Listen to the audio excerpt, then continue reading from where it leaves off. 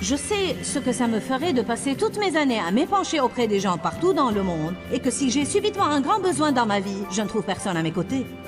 Restez avec nous quand jouissez de votre vie.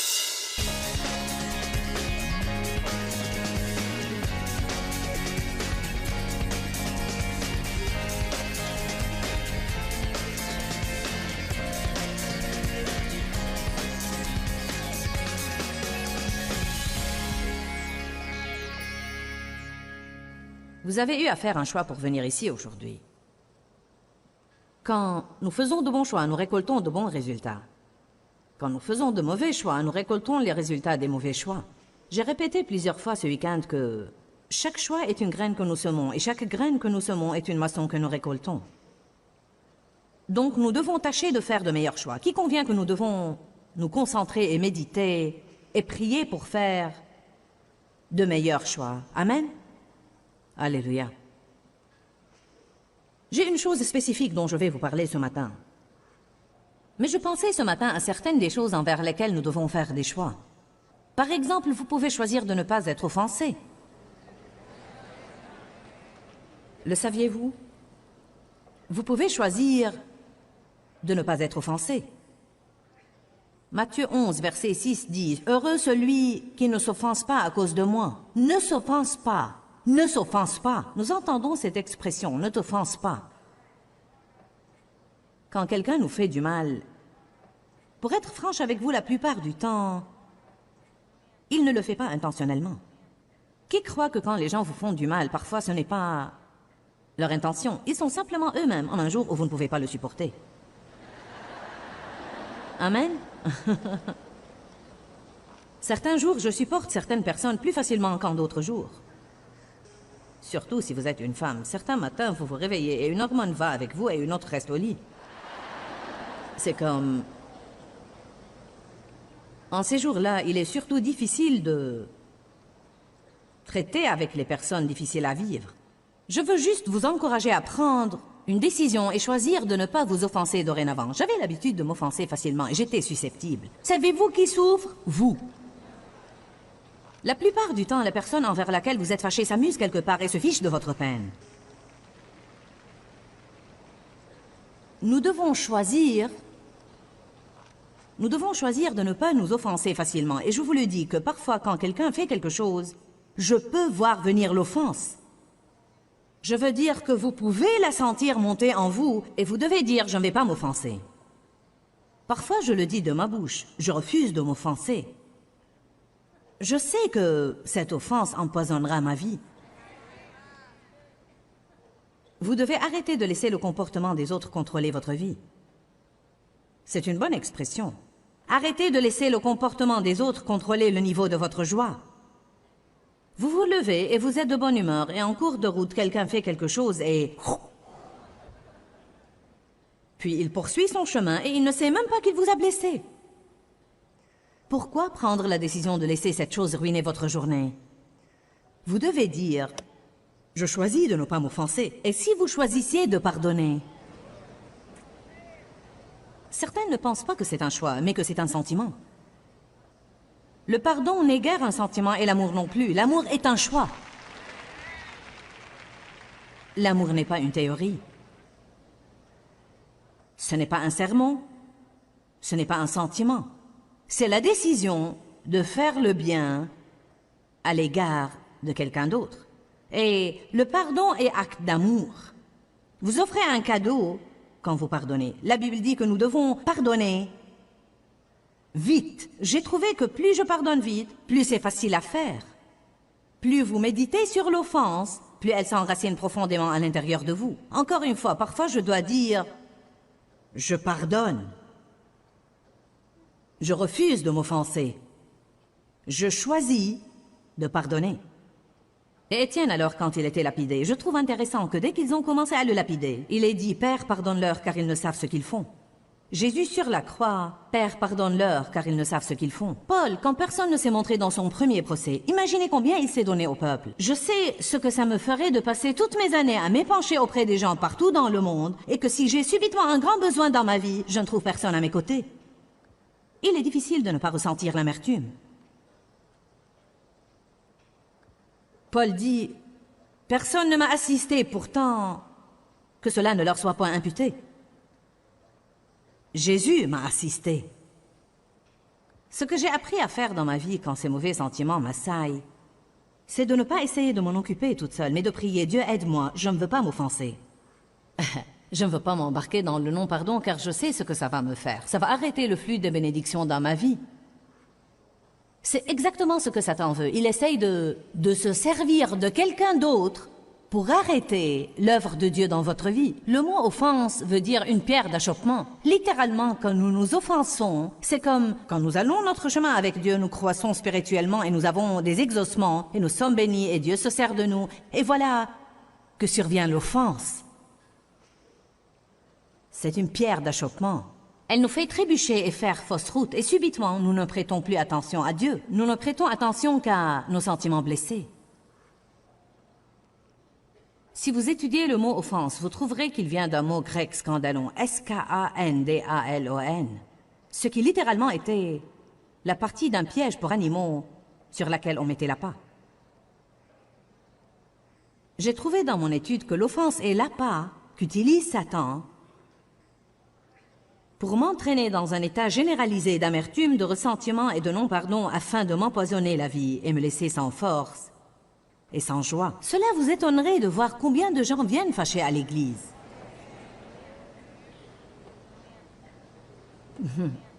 Parfois même accompagnés de ces gens-là. Plus d'une fois, Dave et moi allions à l'église fâchés l'un contre l'autre. Nous sourions pendant la réunion, puis revenions à la voiture pour recommencer à nous quereller. Personne n'est dupé par ce genre de comportement insensé. 2 Corinthiens 1. Allons-y pour un instant. Quand ces sentiments déplaisants survenaient, j'ai appris à commencer immédiatement à prier et à demander à Dieu de m'aider. J'ai appris spécifiquement à lui demander de me consoler. Le Saint-Esprit est le consolateur, et quand quelqu'un nous blesse, nous avons besoin de consolation. La consolation est extraordinaire. Jésus a dit, quand je serai parti, je vous enverrai un autre consolateur. Une partie majeure du ministère quotidien du Saint-Esprit dans notre vie est de nous consoler quand nous sommes blessés. Béni soit Dieu, le Père de notre Seigneur Jésus-Christ. Je suis au verset 3, chapitre 1. Béni soit Dieu, le Père de notre Seigneur Jésus-Christ, le Père de la compassion, pitié et miséricorde.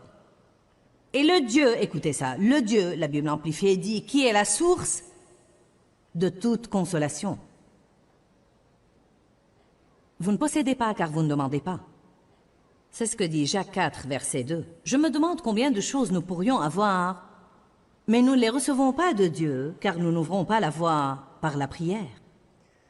La prochaine fois que quelqu'un vous blesse ou vous offense, au lieu même d'essayer d'assumer la chose vous-même, la première chose que vous devez dire, c'est « Je ne vais pas m'offenser. Je choisis de pardonner. Saint-Esprit, je te demande de me consoler et de m'apaiser et de guérir mes émotions et mes sentiments blessés. » Qui comprend ce que je dis? Verset 4. Qui nous console dans toute affliction. Quel que soit le genre d'ennui que vous avez, le Saint-Esprit vous consolera. Une autre chose à laquelle j'ai pensé ce matin, c'est que nous devons choisir d'obéir à Dieu immédiatement, quelle qu'en soit la difficulté. Il est étonnant parfois combien de bonnes choses à faire Dieu nous met dans le cœur. Et comment nous les remettons à plus tard? Nous avons de bonnes intentions, mais nous ne les traduisons pas en action. La semaine passée, je pensais à quelqu'un, et j'avais l'impression que le Seigneur me mettait dans le cœur de donner à cette personne particulière une certaine somme d'argent. J'ai pensé, d'accord, je le ferai. Beaucoup de fois, la chose s'arrête là. C'est comme, je ferai ça. Eh bien, quand est-ce que tu vas le faire? Vous savez comment Dieu est. Il va vous le rappeler. Quelques jours après, vous allez vous en rappeler. Il va vous le rappeler. Parfois, nous pensons, je ferai ça quand j'aurai cette somme d'argent, ou je ferai ça après le jour de paie, ou je ferai ça ici, ou je le ferai là. Ce que le diable veut que nous fassions, c'est de remettre la chose jusqu'à l'oublier. Et ne jamais semer cette graine d'obéissance. Ce matin à nouveau, je me suis rappelé. J'étais en train de me maquiller et de penser au message d'aujourd'hui. Et en fait, j'ai commencé à penser à la question de choisir d'obéir à Dieu. Et immédiatement après que j'ai commencé à penser que nous devons choisir d'obéir à Dieu, cette affaire m'est revenue au cœur. J'ai pensé, vous savez, je ne dois pas être paresseuse, je ne dois pas remettre, je ne dois pas atermoyer, je ne dois pas attendre le jour de paye, je dois faire ce que Dieu m'a dit de faire.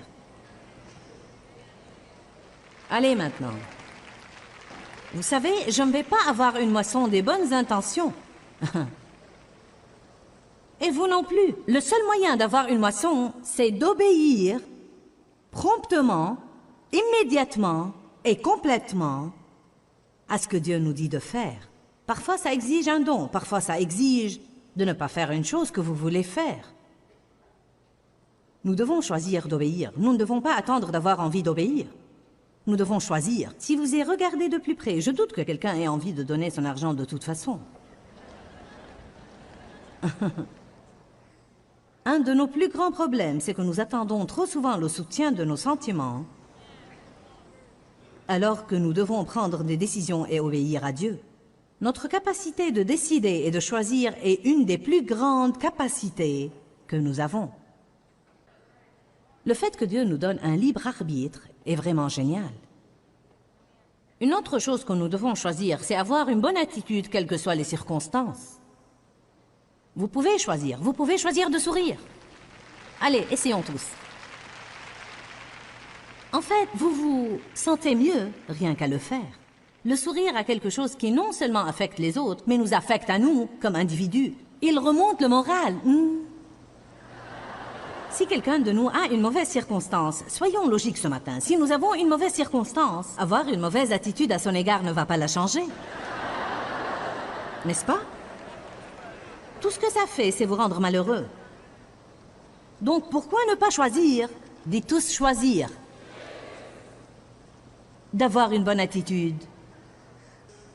Et si vous choisissiez de ne pas vous apitoyer sur vous-même? Maintenant, nous abordons une question délicate. Eh bien, tu ne sais vraiment pas ce que j'endure. Eh bien, vous ne savez pas ce que j'endure non plus. Personne de nous ne sait ce que l'autre endure. Sachez que beaucoup de gens qui ont des problèmes plus grands que le vôtre ont un visage souriant tout le temps.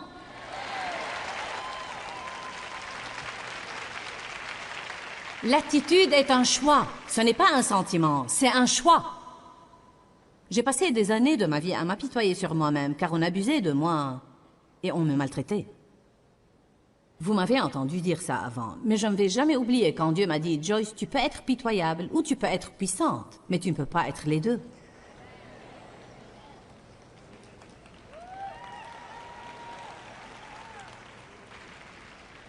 Eh bien, mon mari ne me traite pas bien. Je n'ai pas eu une augmentation au travail.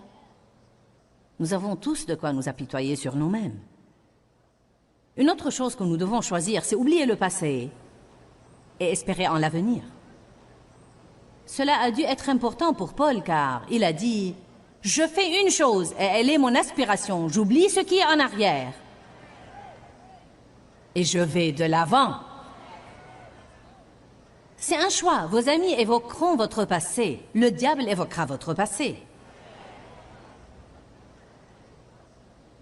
Tout le monde évoquera votre passé. Vous devez dire « Je ne reviendrai pas en arrière ». Jésus est le grand je suis, pas le grand j'étais.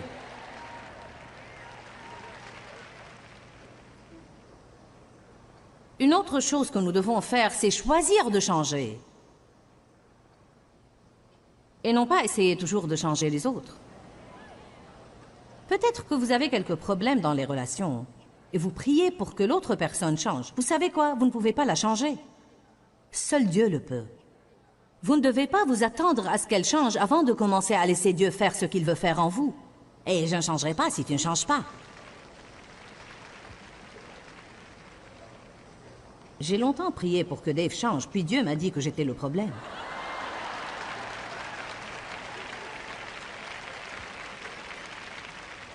Eh bien, je n'ai pas trouvé que c'était drôle quand Dieu me l'a dit. J'ai pleuré pendant 3 jours. Vous ne pouvez pas changer votre personne. Mais si vous ne choisissez pas de changer, j'ai trouvé ça intéressant quand j'y ai pensé de cette façon. Vous ne pouvez pas changer, mais si vous ne choisissez pas de changer, Dieu ne peut pas vous changer. Car nous sommes partenaires avec Dieu. Il y a un rôle que nous seuls pouvons jouer. Et le rôle que nous jouons, c'est de lui donner notre volonté. Nous devons dire, Dieu, je suis prêt à changer, mais je ne peux pas me changer. Je veux changer, mais je ne peux pas me changer. Et je te demande de me changer. Savez-vous ce que je dis beaucoup au Seigneur? Peu importe, Dieu, si tu dois me lier à l'autel. Car je sais que quand la douleur commence, je vais vouloir fuir. Lis-moi à l'autel et fais tout ce que tu veux faire dans ma vie, car je veux être tout ce que tu veux que je sois, et je veux faire tout ce que tu veux que je fasse. Amen. Il y a des tas de choix que nous devons faire et des tas de décisions que nous devons prendre. Mais il y en a un d'une importance particulière que je veux mentionner aujourd'hui, et c'est que nous devons choisir de faire nos propres choix. Pensez-y, vous devez choisir de faire vos propres choix. En d'autres termes, ne permettez pas aux autres de prendre vos décisions à votre place. Vous ne ferez pas de bons choix si vous permettez aux autres de faire la plupart de vos choix à votre place. Le droit de choisir vous est donné de Dieu, et il ne doit pas vous être volé par quiconque. Nous sommes très imprudents et insensés si nous permettons aux autres de faire nos choix. La Bible dit, le salut est dans le nombre de conseillers. Il n'y a pas de mal à prendre un conseil de quelqu'un. En fait, ce serait de la suffisance et de l'orgueil de ne jamais être prêt à écouter quiconque. Vous pouvez écouter ce que tout le monde dit, mais vous devez faire votre choix en fin de compte. Je veux que vous vous souveniez d'une chose aujourd'hui. Personne ne sera tenu pour responsable de votre vie devant Dieu, sauf vous. La Bible nous demande de plaire à Dieu et non pas aux hommes. Et je dirais hardiment, vous ne pouvez pas plaire aux deux, vous ne pouvez pas avoir deux maîtres. Soit que Jésus est Seigneur, soit que nous laissons tous les autres autour de nous dicter ce que nous devons faire. Allez à Romains 14, 12. Romains 14, 12 dit, « Ainsi chacun de nous rendra compte à Dieu pour lui-même. » Dieu ne vous tiendra pas pour responsable des autres, alors ne les jugez pas. Nous ne devons pas avoir des opinions excessives de ce que font les autres, car nous ne serons pas tenus pour responsables d'eux. Nous devons ne pas permettre aux autres de se mêler de nos affaires, car ils ne seront pas tenus pour responsables de nous. Avez-vous jamais entendu ça? Sois fidèle à ton cœur. C'est une expression dont nous allons parler un peu ce matin. Je crois qu'il y a énormément de gens qui sont très malheureux parce qu'ils ne suivent vraiment pas leur cœur. Ils sont manipulés et contrôlés par les autres. Ils ont la crainte de l'homme et ils laissent la crainte de la solitude ou la crainte du rejet ou la crainte de ce que les autres vont penser ou la crainte de ce qu'ils vont faire ou la crainte de ce qu'ils vont dire. Ils gèrent notre vie et nous ne savons même pas qui ils sont. Eh bien, que diraient-ils? Eh bien, que penseraient-ils? Que feraient-ils? Tout ce qu'ils pensent, disent ou font, ils vont le faire de toute façon. J'ai enfin trouvé que si quelqu'un veut trouver à redire de moi, quoi que je fasse, il va toujours trouver à redire de moi. Par conséquent, je ferai aussi bien d'être libre et d'être moi-même et de vivre ma vie. N'est-ce pas vrai? Je ne dis pas d'adopter une attitude rebelle. Nous devons trouver un équilibre dans ce message aujourd'hui. Je vais vous parler aujourd'hui de se soumettre à l'autorité sans pour autant être contrôlé par les autres. Je dois en fait contrôler ces réunions en soumettant ça, bien sûr, au Saint-Esprit, mais je ne peux pas laisser tout le monde ici faire tout ce qu'ils veulent. Et pourtant, je ne dois pas être une contrôleuse. En tant que leader, en tant qu'autorité, en tant que patron de plus de 500 employés, je dois avoir un certain degré de contrôle. Mais il y a une différence entre garder ce que Dieu vous a confié à faire sous contrôle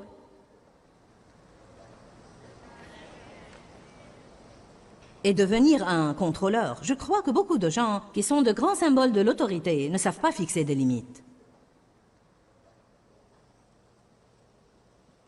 Dans 1 Pierre 5, la Bible dit « Soyez bien équilibrés, Car votre adversaire le diable rôde comme un lion rugissant cherchant qui il dévorera. C'est une de mes écritures préférées, car je crois que plus que tout nous avons besoin d'équilibre. C'est mauvais de se résigner et d'être un paillasson pour tout le monde, mais il est aussi mauvais d'avoir une attitude rebelle et de penser « Dieu soit loué, je ne vais écouter personne ». J'avais un problème avec la soumission à l'autorité car j'étais maltraitée dans mon enfance et je me faisais des promesses pendant que je grandissais. C'était des choses comme « Quand je partirai d'ici, personne ne va me dicter ce que je dois faire ». Certaines de vous ont dit de nombreuses fois pour avoir été maltraitées par une autorité masculine « Aucun homme ne va plus me dicter ce que je dois faire ».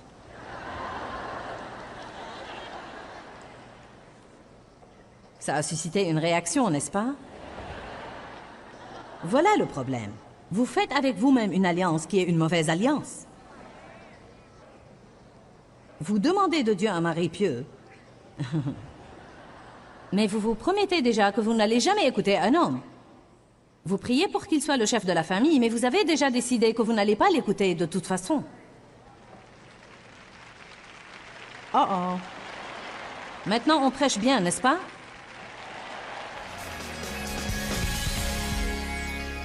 Je veux vraiment vous encourager à faire des choix sages dans votre vie. Choisissez toujours d'être hardi. N'opérez pas dans la peur. Faites un pas et trouvez ce que Dieu vous réserve. Une des raisons principales pour lesquelles nous ne sortons pas de la barre ou nous ne faisons pas les choix que Dieu nous dit de faire, c'est la crainte de l'homme. Si souvent nous craignons que si nous faisons ce que Dieu nous mène à faire, nous serons rejetés par nos amis. Quand nous mourrons, nous ne serons tenus pour responsables que pour notre propre vie. Donc nous devons faire nos propres choix. Commencez à suivre les conseils du Saint-Esprit et non pas les conseils des gens. Si vous avez l'impression que Dieu vous mène à faire quelque chose, vous devez être hardi, courageux et fort et faire exactement tout ce que Dieu vous mène à faire. La Bible nous enseigne que Jésus n'est pas uniquement mort pour le pardon de nos péchés, mais aussi pour notre guérison. La Bible dit que c'est par ses plaies et ses meurtrissures que nous sommes guéris et rétablis. Nous allons prier tout de suite la prière de la foi. La Bible dit dans Jacques 5 que vous pouvez prier la prière de la foi et le malade sera guéri. Donc je vais prier pour vous et je vous demande de vous accorder avec moi et de croire que la force guérissante de Dieu œuvre dans votre corps. Père, nous venons à toi au nom puissant de Jésus, ce nom dans lequel tu nous as appris à prier, qui est au-dessus de tout autre nom. Le nom de Jésus est au-dessus du nom de toute maladie qui a été nommée dans ce monde et même de celles qui n'ont pas été encore nommées. Je réprime la maladie et le mal. Je prends l'autorité sur Satan et toutes ses œuvres méchantes et perverses. Père, je prie que ta force guérissante afflue en cet instant même au corps de toutes les personnes qui prient cette prière avec moi. Que ce soit un mal de tête, un mal de dos, des ennuis cardiaques, une maladie de foie ou un cancer. Que ce soit quelque chose sur le corps ou dans le corps, que ce soit à la plante du pied ou au sommet de la tête. Soyez guéris dans le nom puissant de Jésus. Je prends l'autorité sur la douleur dans vos corps et j'ordonne à cette douleur de partir tout de suite, au nom de Jésus. Le châtiment qui nous donne la paix est tombé sur lui. C'est par ses plaies et ses meurtrissures que nous sommes guéris et rétablis. Merci Seigneur pour ta puissance guérissante qui touche les gens maintenant, dans le nom de Jésus. Peut-être que vous ressentez déjà une différence ou peut-être que c'est un processus qui œuvre dans votre corps sur une période de temps. Mais je veux que vous fassiez deux choses. Premièrement, je veux que vous disiez chaque jour « La force guérissante de Dieu œuvre en moi en ce moment ». Et chaque jour, je vais de mieux en mieux à tout point de vue, car ce que vous dites au sujet de votre corps et santé est très important. Accordez-vous avec Dieu et non avec vos symptômes. Et deuxièmement, quand vous voyez un changement dans votre corps, appelez-nous ou écrivez-nous et tenez-nous au courant. Dites, quand tu as prié pour moi, j'ai ressenti la force guérissante de Dieu. Voilà ce qui n'allait pas, et c'est parti. Cela nous encouragera à continuer à prier pour les gens qui souffrent. Que Dieu vous bénisse et à très bientôt. Pourquoi Seigneur, pourquoi? Dans ce livret, Joyce Meyer nous enseigne à travers la parole comment être délivré de la confusion. Pour obtenir ce livret gratuitement, écrivez-nous à Joyce Meyer, boîte postale 40095-6300 Larnaca, Chypre. Ou bien visitez notre site web www.joycemeyer.org/fr.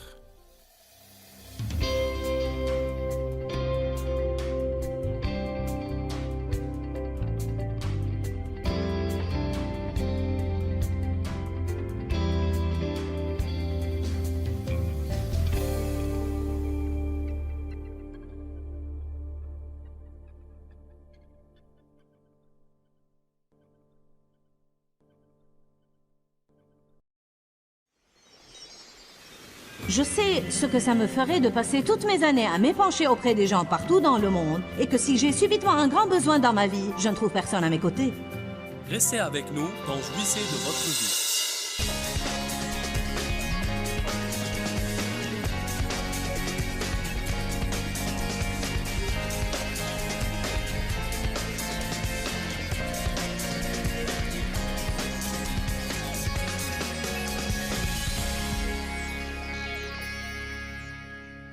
Vous avez eu à faire un choix pour venir ici aujourd'hui. Quand nous faisons de bons choix, nous récoltons de bons résultats.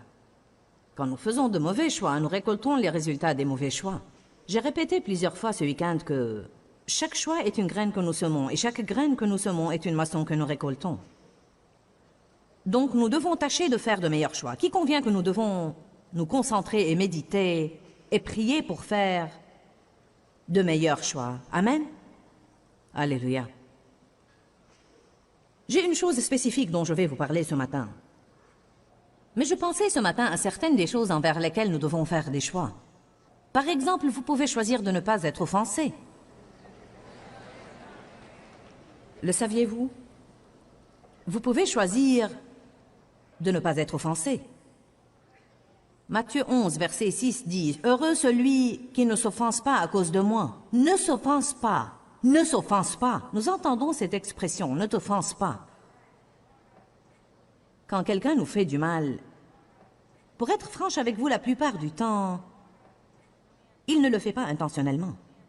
Qui croit que quand les gens vous font du mal, parfois ce n'est pas leur intention. Ils sont simplement eux-mêmes en un jour où vous ne pouvez pas le supporter. Amen. Certains jours, je supporte certaines personnes plus facilement qu'en d'autres jours. Surtout si vous êtes une femme. Certains matins, vous vous réveillez et une hormone va avec vous et une autre reste au lit. C'est comme... En ces jours-là, il est surtout difficile de traiter avec les personnes difficiles à vivre. Je veux juste vous encourager à prendre une décision et choisir de ne pas vous offenser dorénavant. J'avais l'habitude de m'offenser facilement et j'étais susceptible. Savez-vous qui souffre? Vous. La plupart du temps, la personne envers laquelle vous êtes fâché s'amuse quelque part et se fiche de votre peine. Nous devons choisir de ne pas nous offenser facilement. Et je vous le dis que parfois, quand quelqu'un fait quelque chose, je peux voir venir l'offense. Je veux dire que vous pouvez la sentir monter en vous et vous devez dire « je ne vais pas m'offenser ». Parfois, je le dis de ma bouche, je refuse de m'offenser. Je sais que cette offense empoisonnera ma vie. Vous devez arrêter de laisser le comportement des autres contrôler votre vie. C'est une bonne expression. Arrêtez de laisser le comportement des autres contrôler le niveau de votre joie. Vous vous levez et vous êtes de bonne humeur et en cours de route, quelqu'un fait quelque chose et... Puis il poursuit son chemin et il ne sait même pas qu'il vous a blessé. Pourquoi prendre la décision de laisser cette chose ruiner votre journée? Vous devez dire, je choisis de ne pas m'offenser. Et si vous choisissiez de pardonner? Certains ne pensent pas que c'est un choix, mais que c'est un sentiment. Le pardon n'est guère un sentiment et l'amour non plus. L'amour est un choix. L'amour n'est pas une théorie. Ce n'est pas un sermon. Ce n'est pas un sentiment.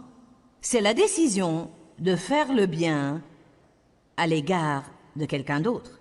Et le pardon est acte d'amour. Vous offrez un cadeau quand vous pardonnez. La Bible dit que nous devons pardonner vite. J'ai trouvé que plus je pardonne vite, plus c'est facile à faire. Plus vous méditez sur l'offense, plus elle s'enracine profondément à l'intérieur de vous. Encore une fois, parfois je dois dire « je pardonne ». Je refuse de m'offenser. Je choisis de pardonner. Et Étienne, alors, quand il était lapidé, je trouve intéressant que dès qu'ils ont commencé à le lapider, il est dit « Père, pardonne-leur, car ils ne savent ce qu'ils font ». Jésus sur la croix, « Père, pardonne-leur, car ils ne savent ce qu'ils font ». Paul, quand personne ne s'est montré dans son premier procès, imaginez combien il s'est donné au peuple. Je sais ce que ça me ferait de passer toutes mes années à m'épancher auprès des gens partout dans le monde, et que si j'ai subitement un grand besoin dans ma vie, je ne trouve personne à mes côtés. Il est difficile de ne pas ressentir l'amertume.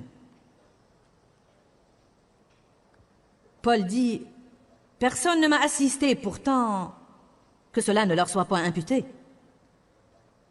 Jésus m'a assisté. Ce que j'ai appris à faire dans ma vie quand ces mauvais sentiments m'assaillent, c'est de ne pas essayer de m'en occuper toute seule, mais de prier, « Dieu, aide-moi, je ne veux pas m'offenser. » Je ne veux pas m'embarquer dans le non-pardon car je sais ce que ça va me faire. Ça va arrêter le flux des bénédictions dans ma vie.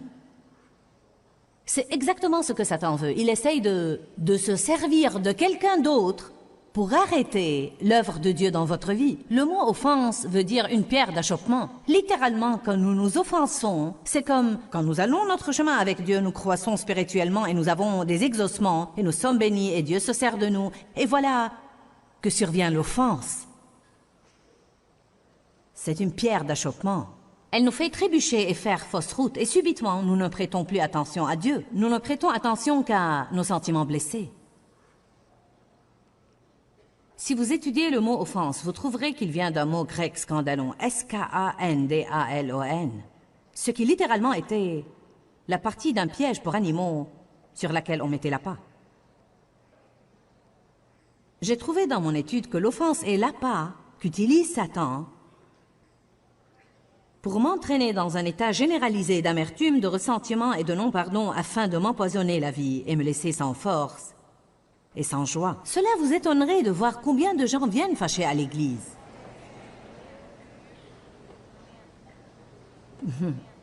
Parfois même accompagnés de ces gens-là.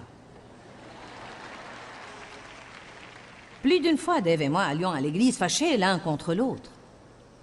Nous sourions pendant la réunion, puis revenions à la voiture pour recommencer à nous quereller. Personne n'est dupé par ce genre de comportement insensé. 2 Corinthiens 1. Allons-y pour un instant. Quand ces sentiments déplaisants survenaient, j'ai appris à commencer immédiatement à prier et à demander à Dieu de m'aider. J'ai appris spécifiquement à lui demander de me consoler.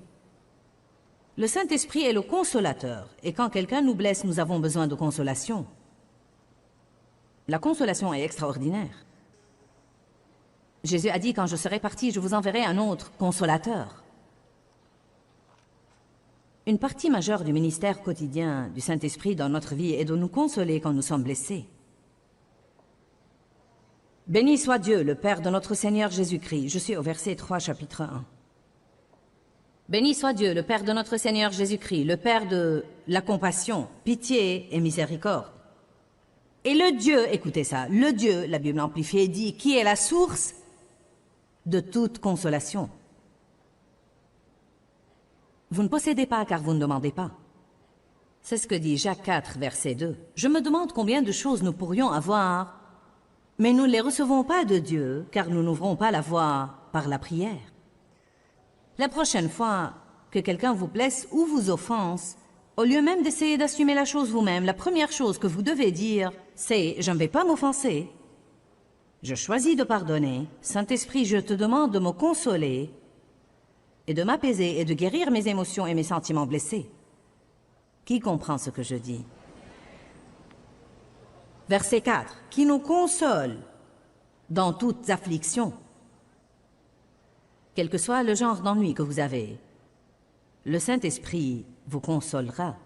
Une autre chose à laquelle j'ai pensé ce matin, c'est que nous devons choisir d'obéir à Dieu immédiatement, quelle qu'en soit la difficulté. Il est étonnant parfois combien de bonnes choses à faire Dieu nous met dans le cœur. Et comment nous les remettons à plus tard? Nous avons de bonnes intentions, mais nous ne les traduisons pas en action. La semaine passée, je pensais à quelqu'un, et j'avais l'impression que le Seigneur me mettait dans le cœur de donner à cette personne particulière une certaine somme d'argent. J'ai pensé, d'accord, je le ferai. Beaucoup de fois, la chose s'arrête là. C'est comme, je ferai ça. Eh bien, quand est-ce que tu vas le faire? Vous savez comment Dieu est. Il va vous le rappeler. Quelques jours après, vous allez vous en rappeler. Il va vous le rappeler. Parfois, nous pensons, je ferai ça quand j'aurai cette somme d'argent, ou je ferai ça après le jour de paie, ou je ferai ça ici, ou je le ferai là. Ce que le diable veut que nous fassions, c'est de remettre la chose jusqu'à l'oublier. Et ne jamais semer cette graine d'obéissance. Ce matin à nouveau, je me suis rappelé. J'étais en train de me maquiller et de penser au message d'aujourd'hui. Et en fait, j'ai commencé à penser à la question de choisir d'obéir à Dieu. Et immédiatement après que j'ai commencé à penser que nous devons choisir d'obéir à Dieu, cette affaire m'est revenue au cœur. J'ai pensé, vous savez, je ne dois pas être paresseuse, je ne dois pas remettre, je ne dois pas atermoyer, je ne dois pas attendre le jour de paye, je dois faire ce que Dieu m'a dit de faire. Allez maintenant. Vous savez, je ne vais pas avoir une moisson des bonnes intentions. Et vous non plus. Le seul moyen d'avoir une moisson, c'est d'obéir promptement, immédiatement et complètement à ce que Dieu nous dit de faire. Parfois, ça exige un don. Parfois, ça exige de ne pas faire une chose que vous voulez faire. Nous devons choisir d'obéir. Nous ne devons pas attendre d'avoir envie d'obéir. Nous devons choisir. Si vous y regardez de plus près, je doute que quelqu'un ait envie de donner son argent de toute façon. Un de nos plus grands problèmes, c'est que nous attendons trop souvent le soutien de nos sentiments, alors que nous devons prendre des décisions et obéir à Dieu. Notre capacité de décider et de choisir est une des plus grandes capacités que nous avons. Le fait que Dieu nous donne un libre arbitre est vraiment génial. Une autre chose que nous devons choisir, c'est avoir une bonne attitude, quelles que soient les circonstances. Vous pouvez choisir de sourire. Allez, essayons tous. En fait, vous vous sentez mieux rien qu'à le faire. Le sourire a quelque chose qui non seulement affecte les autres, mais nous affecte à nous, comme individus. Il remonte le moral. Si quelqu'un de nous a une mauvaise circonstance, soyons logiques ce matin. Si nous avons une mauvaise circonstance, avoir une mauvaise attitude à son égard ne va pas la changer. N'est-ce pas? Tout ce que ça fait, c'est vous rendre malheureux. Donc pourquoi ne pas choisir, dites tous choisir, d'avoir une bonne attitude? Et si vous choisissiez de ne pas vous apitoyer sur vous-même? Maintenant, nous abordons une question délicate. Eh bien, tu ne sais vraiment pas ce que j'endure. Eh bien, vous ne savez pas ce que j'endure non plus.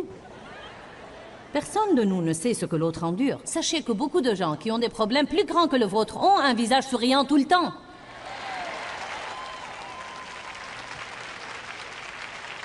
L'attitude est un choix. Ce n'est pas un sentiment, c'est un choix. J'ai passé des années de ma vie à m'apitoyer sur moi-même, car on abusait de moi et on me maltraitait.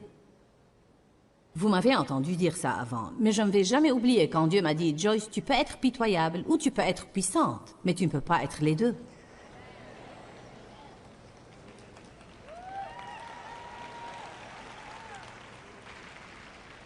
Eh bien, mon mari ne me traite pas bien. Je n'ai pas eu une augmentation au travail. Nous avons tous de quoi nous apitoyer sur nous-mêmes. Une autre chose que nous devons choisir, c'est oublier le passé et espérer en l'avenir. Cela a dû être important pour Paul, car il a dit « Je fais une chose, et elle est mon aspiration. J'oublie ce qui est en arrière. Et je vais de l'avant. » C'est un choix. Vos amis évoqueront votre passé. Le diable évoquera votre passé. Tout le monde évoquera votre passé. Vous devez dire « Je ne reviendrai pas en arrière ». Jésus est le grand je suis, pas le grand j'étais.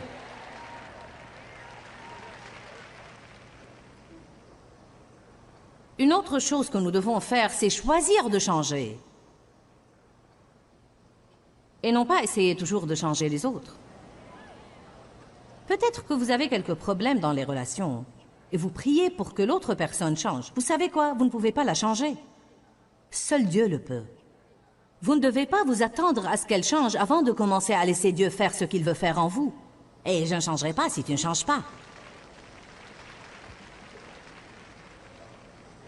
J'ai longtemps prié pour que Dave change, puis Dieu m'a dit que j'étais le problème.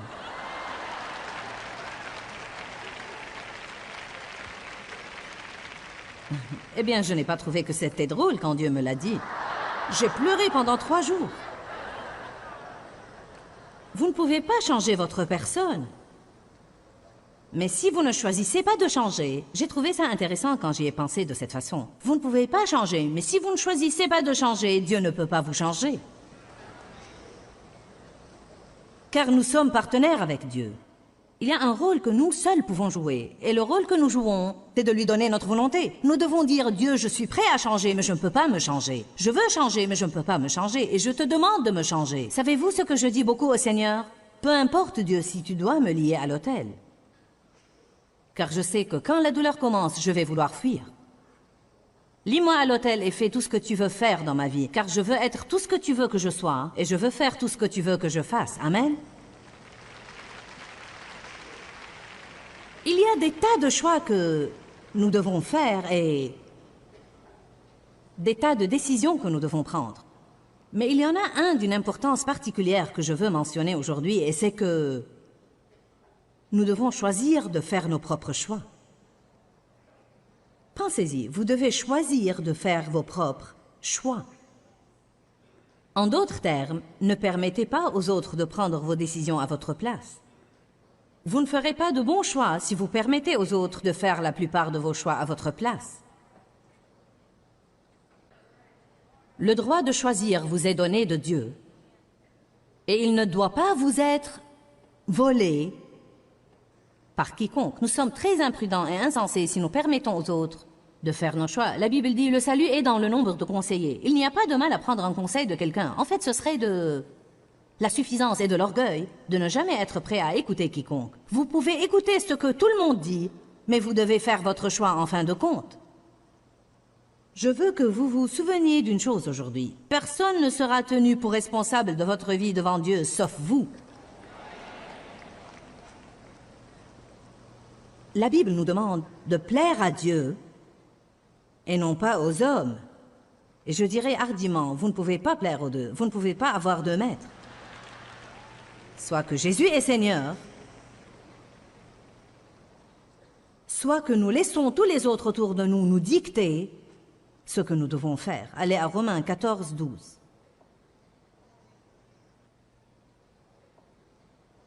Romains 14, 12 dit, « Ainsi chacun de nous rendra compte à Dieu pour lui-même. » Dieu ne vous tiendra pas pour responsable des autres, alors ne les jugez pas. Nous ne devons pas avoir des opinions excessives de ce que font les autres, car nous ne serons pas tenus pour responsables d'eux. Nous devons ne pas permettre aux autres de se mêler de nos affaires, car ils ne seront pas tenus pour responsables de nous. Avez-vous jamais entendu ça? Sois fidèle à ton cœur. C'est une expression dont nous allons parler un peu ce matin. Je crois qu'il y a énormément de gens qui sont très malheureux, parce qu'ils ne suivent vraiment pas leur cœur. Ils sont manipulés et contrôlés par les autres. Ils ont la crainte de l'homme et ils laissent la crainte de la solitude ou la crainte du rejet ou la crainte de ce que les autres vont penser ou la crainte de ce qu'ils vont faire ou la crainte de ce qu'ils vont dire. Ils gèrent notre vie et nous ne savons même pas qui ils sont. Eh bien, que diraient-ils? Eh bien, que penseraient-ils? Que feraient-ils?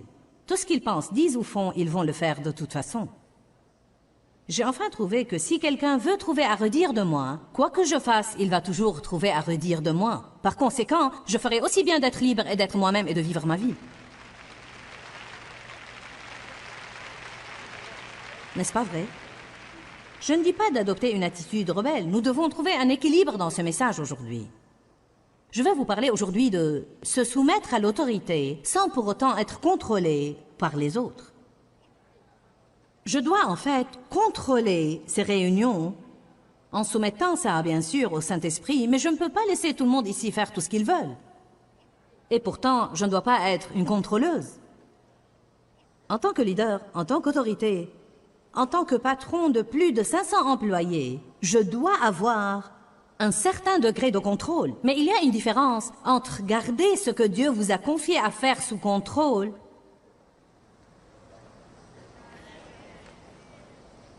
et devenir un contrôleur. Je crois que beaucoup de gens qui sont de grands symboles de l'autorité ne savent pas fixer des limites. Dans 1 Pierre 5, la Bible dit « Soyez bien équilibrés Car votre adversaire, le diable, rôde comme un lion rugissant, cherchant qui il dévorera. C'est une de mes écritures préférées, car je crois que, plus que tout, nous avons besoin d'équilibre. C'est mauvais de se résigner et d'être un paillasson pour tout le monde, mais il est aussi mauvais d'avoir une attitude rebelle et de penser « Dieu soit loué, je ne vais écouter personne ».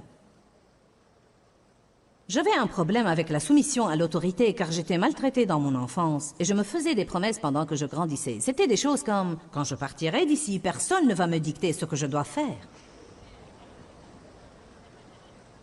Certaines de vous ont dit de nombreuses fois pour avoir été maltraitées par une autorité masculine « Aucun homme ne va plus me dicter ce que je dois faire ».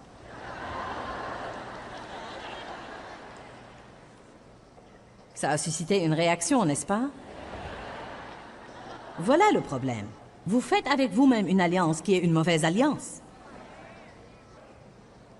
Vous demandez de Dieu un mari pieux. Mais vous vous promettez déjà que vous n'allez jamais écouter un homme. Vous priez pour qu'il soit le chef de la famille, mais vous avez déjà décidé que vous n'allez pas l'écouter de toute façon. Oh oh. Maintenant, on prêche bien, n'est-ce pas?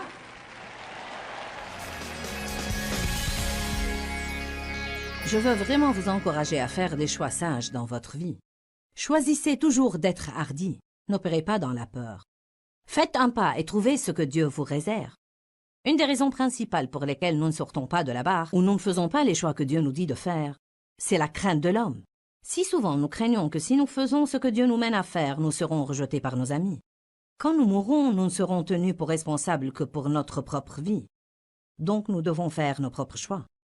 Commencez à suivre les conseils du Saint-Esprit et non pas les conseils des gens.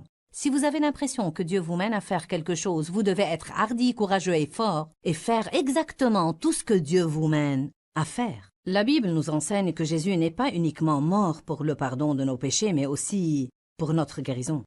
La Bible dit que c'est par ses plaies et ses meurtrissures que nous sommes guéris et rétablis.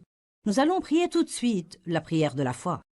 La Bible dit dans Jacques 5 que vous pouvez prier la prière de la foi et le malade sera guéri. Donc je vais prier pour vous et je vous demande de vous accorder avec moi et de croire que la force guérissante de Dieu œuvre dans votre corps. Père, nous venons à toi au nom puissant de Jésus, ce nom dans lequel tu nous as appris à prier, qui est au-dessus de tout autre nom. Le nom de Jésus est au-dessus du nom de toute maladie qui a été nommée dans ce monde et même de celles qui n'ont pas été encore nommées. Je réprime la maladie et le mal. Je prends l'autorité sur Satan et toutes ses œuvres méchantes et perverses. Père, je prie que ta force guérissante afflue en cet instant même au corps de toutes les personnes qui prient cette prière avec moi. Que ce soit un mal de tête, un mal de dos, des ennuis cardiaques, une maladie de foie ou un cancer. Que ce soit quelque chose sur le corps ou dans le corps, que ce soit à la plante du pied ou au sommet de la tête. Soyez guéris dans le nom puissant de Jésus. Je prends l'autorité sur la douleur dans vos corps et j'ordonne à cette douleur de partir tout de suite, au nom de Jésus. Le châtiment qui nous donne la paix est tombé sur lui. C'est par ses plaies et ses meurtrissures que nous sommes guéris et rétablis. Merci Seigneur pour ta puissance guérissante qui touche les gens maintenant, dans le nom de Jésus. Peut-être que vous ressentez déjà une différence ou peut-être que c'est un processus qui œuvre dans votre corps sur une période de temps. Mais je veux que vous fassiez deux choses. Premièrement, je veux que vous disiez chaque jour « La force guérissante de Dieu œuvre en moi en ce moment ». Et chaque jour, je vais de mieux en mieux à tout point de vue, car ce que vous dites au sujet de votre corps et santé est très important. Accordez-vous avec Dieu et non avec vos symptômes. Et deuxièmement, quand vous voyez un changement dans votre corps, appelez-nous ou écrivez-nous et tenez-nous au courant. Dites, quand tu as prié pour moi, j'ai ressenti la force guérissante de Dieu. Voilà ce qui n'allait pas, et c'est parti. Cela nous encouragera à continuer à prier pour les gens qui souffrent. Que Dieu vous bénisse et à très bientôt. Pourquoi Seigneur, pourquoi? Dans ce livret, Joyce Meyer nous enseigne à travers la parole comment être délivré de la confusion. Pour obtenir ce livret gratuitement, écrivez-nous à Joyce Meyer, boîte postale 40095-6300 Larnaca, Chypre. Ou bien visitez notre site web www.joycemeyer.org/fr.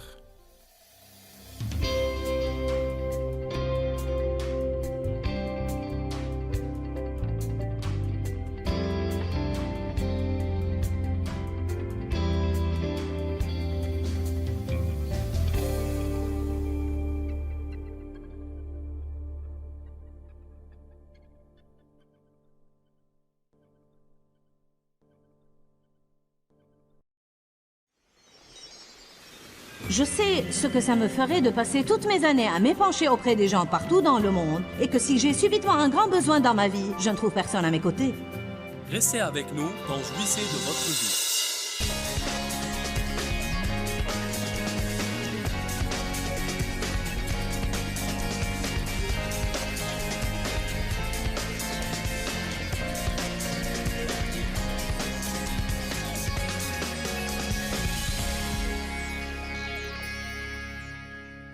Vous avez eu à faire un choix pour venir ici aujourd'hui. Quand nous faisons de bons choix, nous récoltons de bons résultats. Quand nous faisons de mauvais choix, nous récoltons les résultats des mauvais choix. J'ai répété plusieurs fois ce week-end que chaque choix est une graine que nous semons, et chaque graine que nous semons est une moisson que nous récoltons. Donc nous devons tâcher de faire de meilleurs choix. Qui convient que nous devons nous concentrer et méditer et prier pour faire de meilleurs choix. Amen? Alléluia. J'ai une chose spécifique dont je vais vous parler ce matin. Mais je pensais ce matin à certaines des choses envers lesquelles nous devons faire des choix. Par exemple, vous pouvez choisir de ne pas être offensé. Le saviez-vous? Vous pouvez choisir de ne pas être offensé. Matthieu 11, verset 6 dit « Heureux celui qui ne s'offense pas à cause de moi. » Ne s'offense pas. Ne s'offense pas. Nous entendons cette expression, ne t'offense pas. Quand quelqu'un nous fait du mal, pour être franche avec vous, la plupart du temps, il ne le fait pas intentionnellement.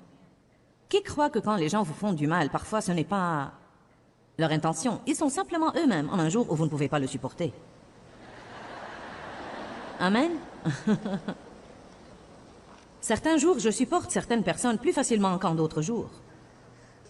Surtout si vous êtes une femme. Certains matins, vous vous réveillez et une hormone va avec vous et une autre reste au lit. C'est comme... En ces jours-là, il est surtout difficile de traiter avec les personnes difficiles à vivre. Je veux juste vous encourager à prendre une décision et choisir de ne pas vous offenser dorénavant. J'avais l'habitude de m'offenser facilement et j'étais susceptible. Savez-vous qui souffre? Vous. La plupart du temps, la personne envers laquelle vous êtes fâché s'amuse quelque part et se fiche de votre peine. Nous devons choisir de ne pas nous offenser facilement. Et je vous le dis que parfois, quand quelqu'un fait quelque chose, je peux voir venir l'offense. Je veux dire que vous pouvez la sentir monter en vous et vous devez dire « je ne vais pas m'offenser ». Parfois, je le dis de ma bouche, je refuse de m'offenser. Je sais que cette offense empoisonnera ma vie. Vous devez arrêter de laisser le comportement des autres contrôler votre vie. C'est une bonne expression. Arrêtez de laisser le comportement des autres contrôler le niveau de votre joie. Vous vous levez et vous êtes de bonne humeur et en cours de route, quelqu'un fait quelque chose et... Puis il poursuit son chemin et il ne sait même pas qu'il vous a blessé.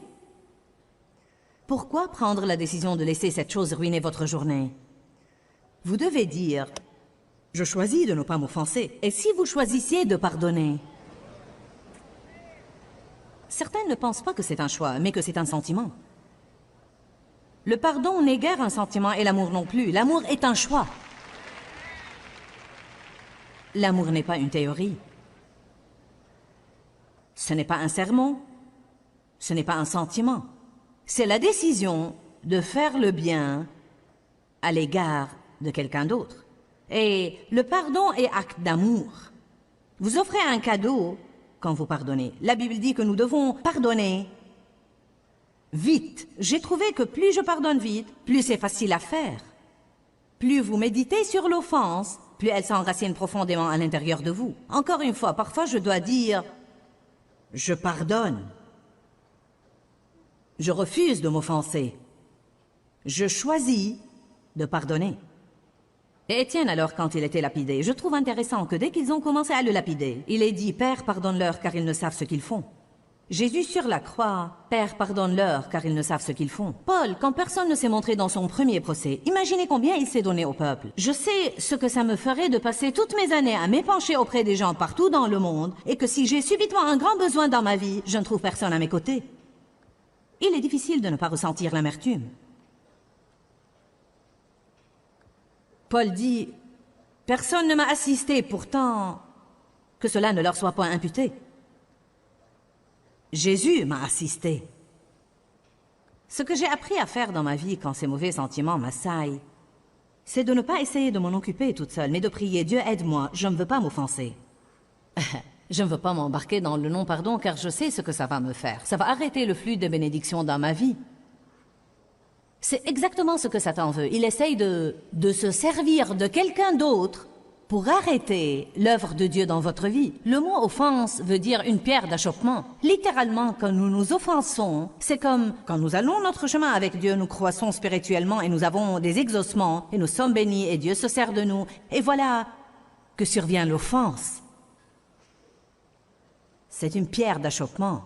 Elle nous fait trébucher et faire fausse route, et subitement, nous ne prêtons plus attention à Dieu. Nous ne prêtons attention qu'à nos sentiments blessés. Si vous étudiez le mot offense, vous trouverez qu'il vient d'un mot grec scandalon, S-K-A-N-D-A-L-O-N, ce qui littéralement était la partie d'un piège pour animaux sur laquelle on mettait l'appât. J'ai trouvé dans mon étude que l'offense est l'appât qu'utilise Satan pour m'entraîner dans un état généralisé d'amertume, de ressentiment et de non-pardon afin de m'empoisonner la vie et me laisser sans force et sans joie. Cela vous étonnerait de voir combien de gens viennent fâchés à l'église.